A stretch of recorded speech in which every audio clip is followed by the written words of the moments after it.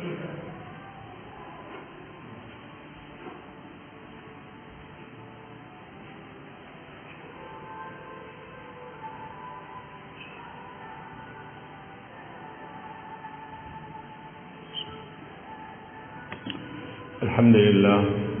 لله حمدا كثيرا طيبا مباركا فيه كما يحب ربنا ويرضى وأشهد أن لا إله إلا الله وحده لا شريك له وأشهد أن محمدا عبده ورسوله صلى الله على نبينا محمد وعلى آله وصحبه أما بعد يقول ربنا جل في علاه أعوذ بالله من الشيطان الرجيم كدأب آل فرعون والذين من قبلهم كفروا بآيات الله فأخذهم الله بذنوبهم إن الله قوي شديد العقاب ذلك بأن الله لم يكن مغيرا نعمة أنعمها على قوم حتى يغيروا ما بأنفسهم وأن الله سميع عليم كدأب آل فرعون والذين من قبلهم كذبوا بآيات ربهم فأهلكناهم بذنوبهم وأغرقنا آل فرعون وكل كانوا ظالمين. Jamaah yang dimuliakan oleh Allah Subhanahu wa taala. Di ayat yang ke-52 dan setelahnya dari surah Al-Anfal Allah mengatakan Kadabi ali fir'aun walladzina min qablihim, sama seperti kebiasaan orang-orang dahulu kala seperti Fir'aun dan yang lainnya sebelum Fir'aun.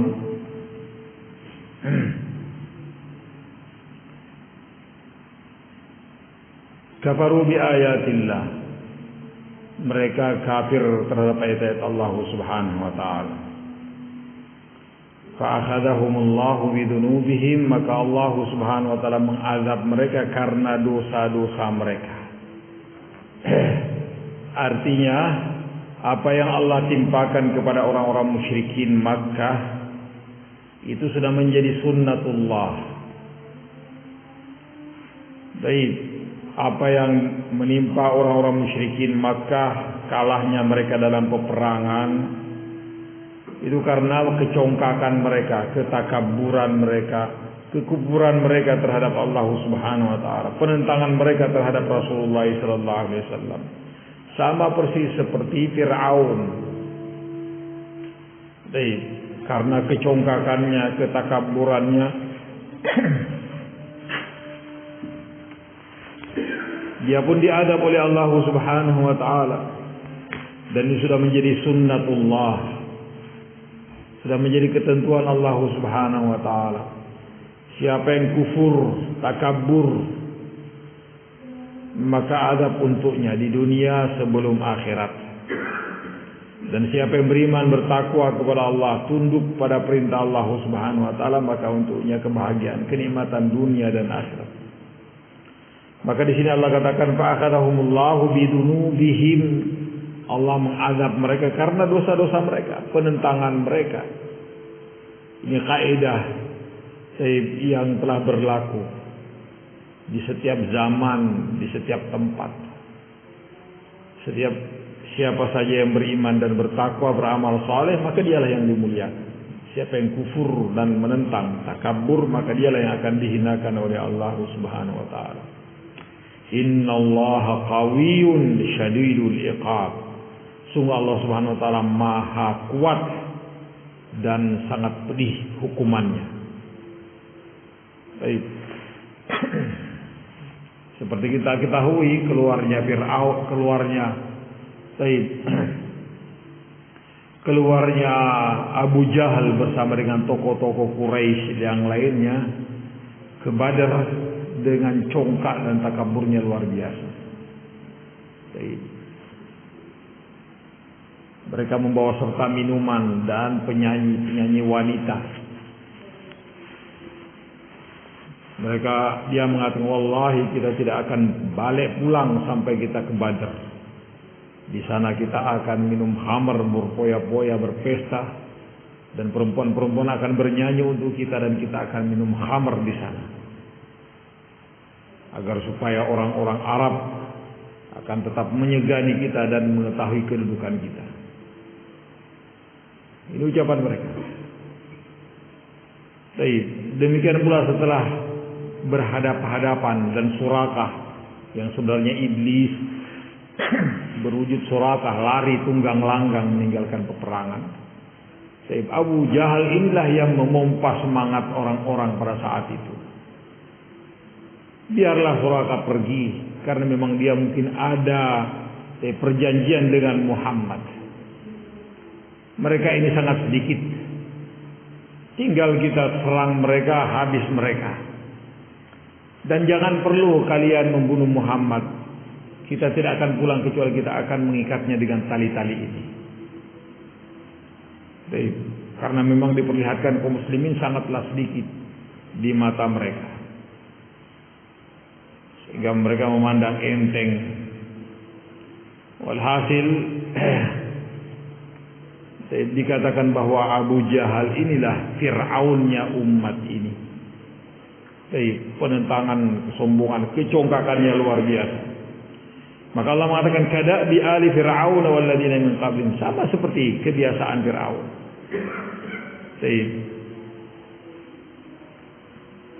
Kebiasaan yang sudah ditetapkan oleh Allah Subhanahu wa taala, seperti dibinasakannya Fir'aun karena dosa-dosa mereka. Bukan cuma Fir'aun, siapapun yang seperti Fir'aun, maka Allah Subhanahu wa taala mengazab mereka karena dosa-dosa mereka. Allah Subhanahu wa taala mengatakan dzalika bi anna Allah lam yakum mughayyiran ni'matan an'amaha 'ala qaumin hatta yughayyiru ma bi anfusihim. Demikianlah bahwa Allah Subhanahu wa taala tidaklah merubah nikmat yang Allah berikan, anugerahkan kepada satu kaum sampai mereka itu sendiri yang merubah yang ada pada diri mereka. Fir'aun kurang apa nikmat Allah Subhanahu wa taala kepadanya? Zuru, dari pertanian yang ada di negeri Mesir luar biasa pada saat itu. Wa maqamin karim, istana yang megah. Subhanallah. Mereka membuat bendungan sehingga mereka mengairi dari ladang-ladang mereka. Dari perkebunan mereka luar biasa. Nikmat yang Allah berikan untuk Fir'aun dan kaumnya, nikmat yang luar biasa. Subhanallah. Tidaklah Allah Subhanahu wa taala rubah nikmat ini menjadi nikmah, menjadi azab, kecuali karena mereka sendiri yang merubah apa yang ada pada diri mereka. Yani mereka berlaku kufur. Barakallahu fiikum. Akhirnya semuanya dihancurkan oleh Allah Subhanahu wa taala dengan orang-orangnya sekalian. Ini yang dimaksud, Allah tidak merubah satu kaum dengan nikmat yang ada pada mereka kecuali karena mereka sendiri yang merubah apa yang ada pada diri mereka. Subhanallah. Yang semestinya mereka beriman, kalau mereka beriman tetaplah nikmat itu untuk mereka. Baik. Dan ini sudah menjadi janji Allah Subhanahu wa taala, wa ta'adzana rabbukum la in syakartum. Dan ketika Allah Subhanahu wa taala mengumumkan untuk kalian, jika sekiranya kalian mensyukuri nikmatku, yang beriman kepada Allah, memanfaatkan nikmat tersebut untuk taat kepada Allah Subhanahu wa taala, la azidannakum, aku akan tambah nikmatku itu untuk kalian. Wa in kafartum inna adabi lasyadid. Dan jika sekiranya kalian kufur, sungguh adabku sangatlah pedih. Seperti ini. Dzalika bi anna Allah lam yakum mughayyiran ni'matan an'amaha 'ala qaumin hatta yughayyiru ma bi anfusihim. Wa anna Allah sami'un 'alim. Subhanallah. Mereka yang merubahnya karena dosa dan maksiat inilah yang mengundang murka Allah Subhanahu wa taala, sehingga diturunkan azab, muncullah musibah malapetaka yang akan memporak-porandakan kehidupan mereka. Subhanallah.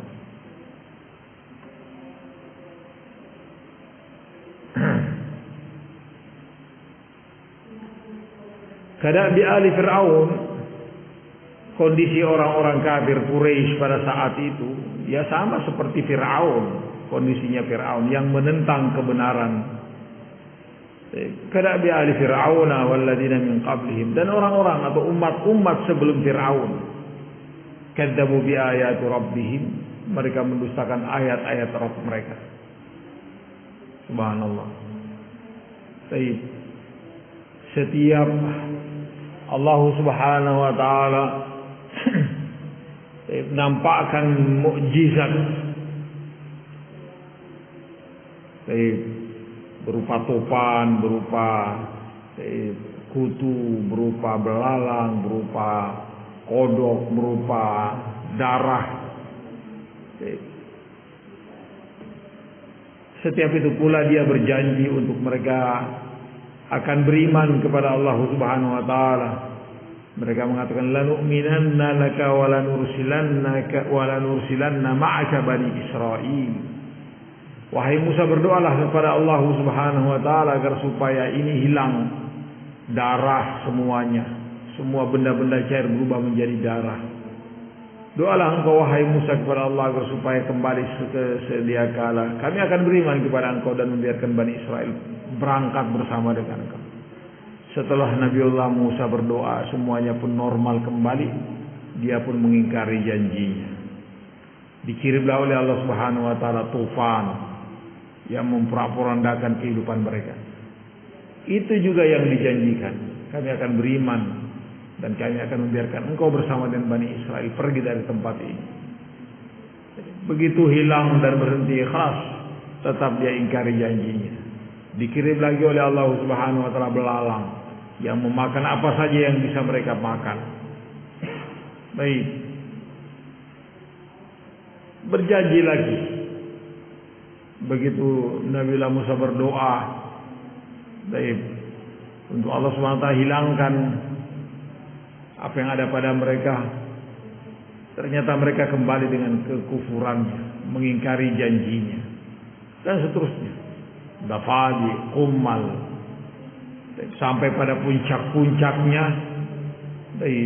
kemarahan Firaun sudah berada di atas ubun-ubunnya.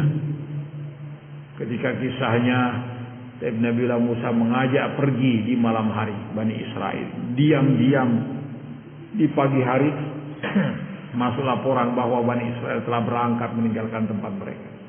Kesombongan dan keangkuhan Fir'aun tidak membiarkan Fir'aun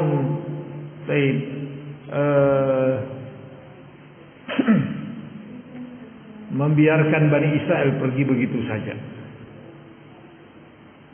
Ya semestinya kan kalau sudah pergi ya sudah kelas, pergilah, tidak perlu macam-macam. Tapi kesombongan dan keangkuhannya justru menjadikan Fir'aun pengen memberangus Bani Israel. Yang awalnya dia hanya membunuh anak-anak perempuan, anak laki-laki yang masih kecil bayi. Sebagai kebijakannya, sekarang tidak. Pokoknya semua Bani Israel akan dibunuh sama dia. Disitulah puncak-puncaknya. Baik, Allah Subhanahu wa taala berkehendak lain. Ternyata justru mereka yang dibinasakan semuanya oleh Allah Subhanahu wa taala, ditenggelamkan di dalam lautan. Nah, kada bi ali Fir'aun walladzina min qablihim. Kadzabu bi ayati rabbihim. Mereka mendustakan ayat-ayat Rabb mereka. Fa ahlaknahum bidunubihim. Maka kami pun membinasakan mereka karena dosa-dosa mereka.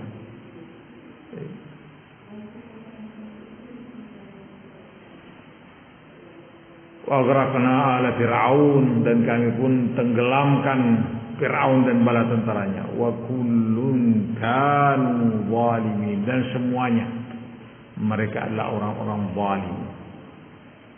Semuanya mereka adalah orang-orang zalim, orang-orang yang aniaya, menentang Allah dan menentang Rasulnya. Maka ini sudah menjadi kaidah yang akan berlaku terus-menerus sampai hari kiamat. Siapa yang beriman kepada Allah Subhanahu wa taala dan mentaatinya, maka dialah yang beruntung, dialah yang selamat.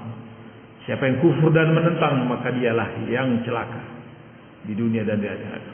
Barakallahu fikum, ini pengingat untuk kita. Baik. Karena kaidah ini berlaku di setiap zaman dan setiap tempat, setiap generasi. Baik. Semoga Allah Subhanahu wa taala menjadikan kita orang-orang yang senantiasa mentaati perintahnya dan menjauhkan diri dari larangannya, yang dengannya kita dianggap sebagai orang-orang yang beriman dan bertakwa kepada Allah Subhanahu wa taala. Kita tutup dengan kafaratul majlis. Subhanallah wa bihamdika, asyhadu an la ilaha illa anta, astaghfiruka wa atubu ilaik.